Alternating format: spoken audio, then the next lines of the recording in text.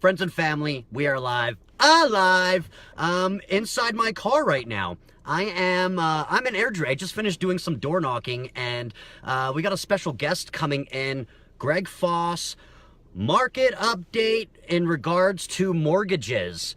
And I'm going to call him in right now. He's waiting for me because it's been forever since we've done this. So, first of all, I hope all of you are having an amazing day today. It's quite beautiful outside. Let me bring you on here, Greg. Adding you. Can't bring Greg on camera. There's a guest on this podcast. What? It says it's adding you, Greg. What does this mean? Oh, there he is. Hey, Hey, Peter. how you doing? Good, man. How are you? Great, great. I like the glasses, man. That's new. New look? Hey, where's Waldo? Where's Greg? Yeah, exactly. It ups I my don't know if mortgage you. game.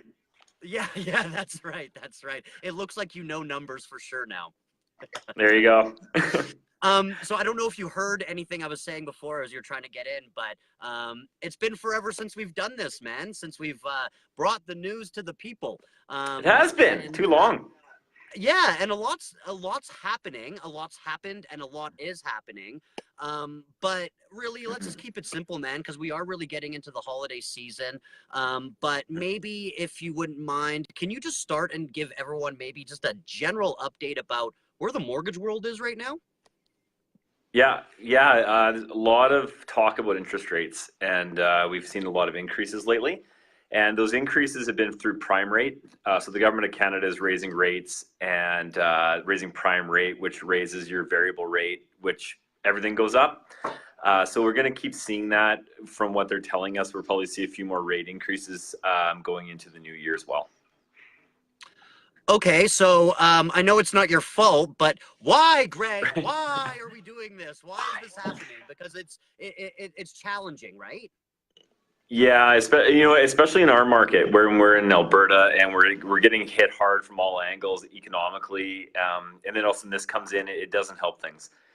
What they're really looking at is that there's a lot of good things happening away from Alberta, and that's really what's driving it. You know, the Toronto, Vancouver markets, the economy as a whole is looking really good, and so they don't want that to get out of control like it has in other years. And the best way to do that is keep raising the prime rate, and that keeps it down.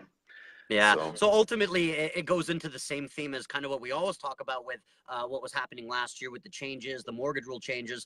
It's for the security of like the country in a way, right? Like for the finances of the country to make sure we're not lending out too much money.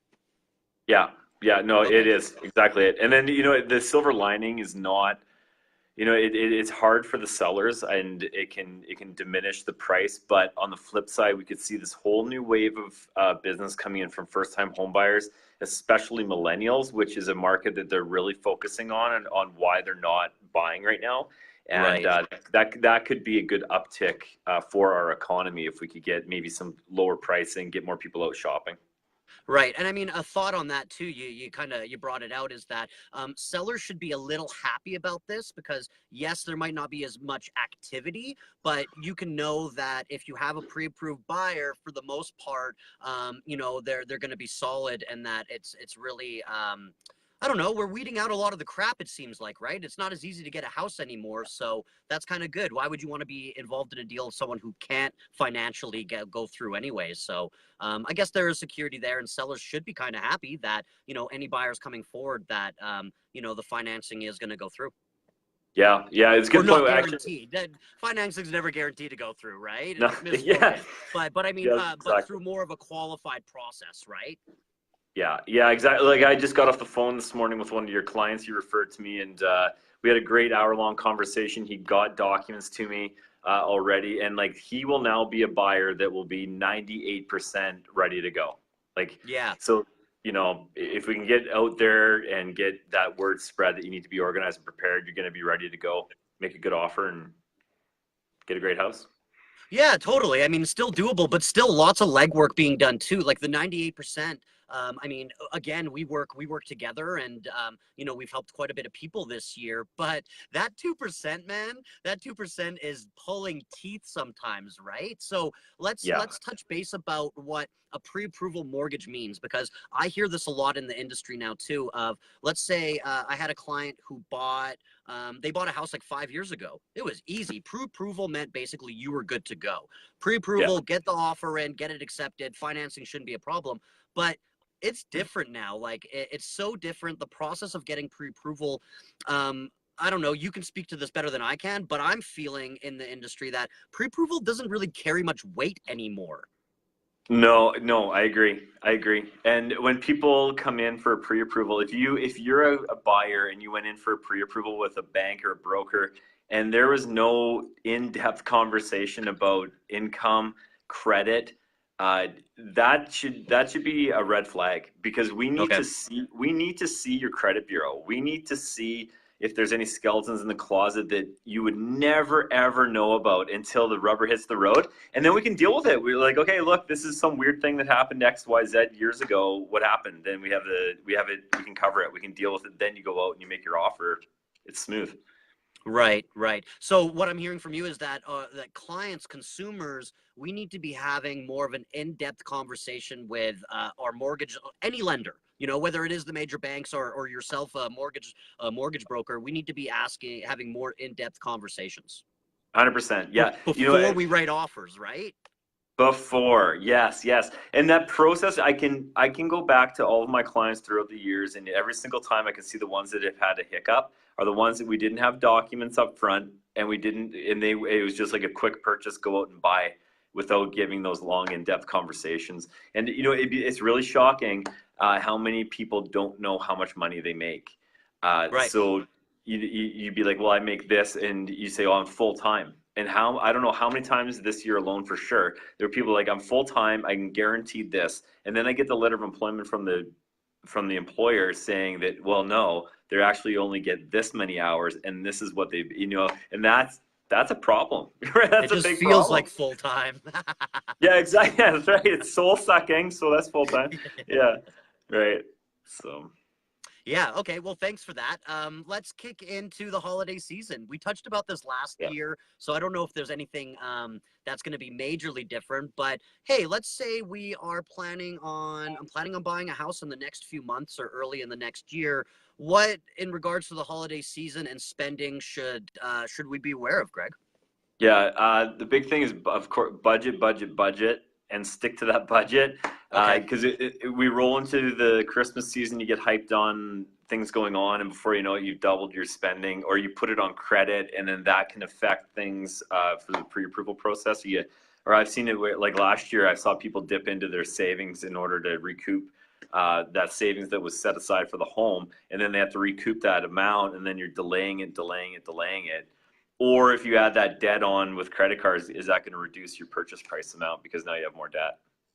Right, right. And I know, I mean, not to, I'm putting you in a corner. I'm pushing you in a corner, and I want you to Yeah, answer this for me. So if you had sure. the choice, you had to dip from savings or use your credit card for Christmas, Hmm.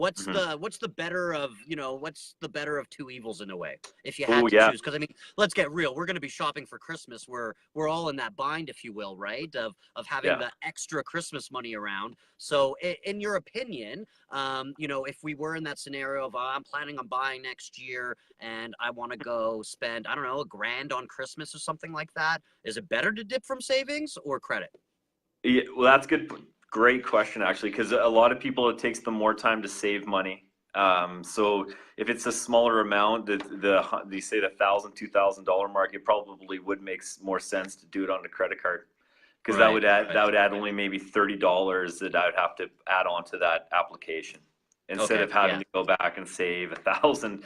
So yeah, But and almost then an we're just impossible question too, because everyone's situation's so different, right? yeah, I think that no, yeah, yeah, yeah, for sure. But and then if I look at most scenarios, yeah, probably spending it on the credit card. And I even had people call me like they're out wanting to buy furniture, and they're like, Right, "What is it okay?" And I was like, oh, "I'm so glad you called, because like it was not 1,000, it was like 7 grand." I'm like, "Oh, right. that be careful there." So Yeah. Yeah, and so great point there. Anyone who's watching, whether you're using Greg, a mortgage broker, or thinking about it, maybe have that conversation if you are going to do like some big ticket items for Christmas, right? Because I mean, Mhm. it might alter how you spend if you know that it might affect the cost of the house you can get next year.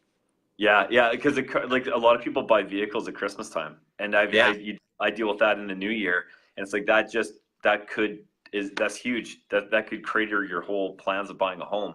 And then a lot of the times I've had where people bought the home, the people at the dealership don't know how it works on the bank's end for qualifying for a mortgage. Oh, it's right, fine, and it's not. And right, just a quick call because that house, now you've stopped buying an appreciating asset. You bought a depreciating asset that, good luck getting that taken away, right? Like, how are you going to right. get that off your credit bureau now? You got to sell it. It's a mess.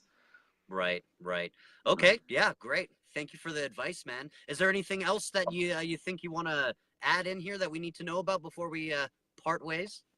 Education. A Educate lot of yourself. people are, yeah, a lot of people are coming in, and there's a lot of misinformation. So, feel free. As a mortgage broker, we're free. Our services are free, so you can call us up and get some information from us, and get the real facts. There's a lot of misinformation out there. Yeah, and it's not about getting people to sign up and all that other jazz. It's literally about educating and helping through the process. That's what we do as the realtors as well. Hmm. There's these steps to get to the house, and it's not about a pressure of spending all your money and getting it done fast. It's a process, people. It takes time, and some instances we can make things move fast, but realistically, yeah, like it's always nice knowing what's coming ahead instead of being surprised in the middle of a deal, right? So yeah, great point. Educate yourself all the way. Reach out to Greg. Reach out to even your local realtor. Your realtor should have people that they trust to put in contact with that you can have these open, honest conversations with, whether you're serious or not about buying or selling. It just you have general wonderings, right? Like make sure you reach out to people and because the info's there, the help is there, and there's options there.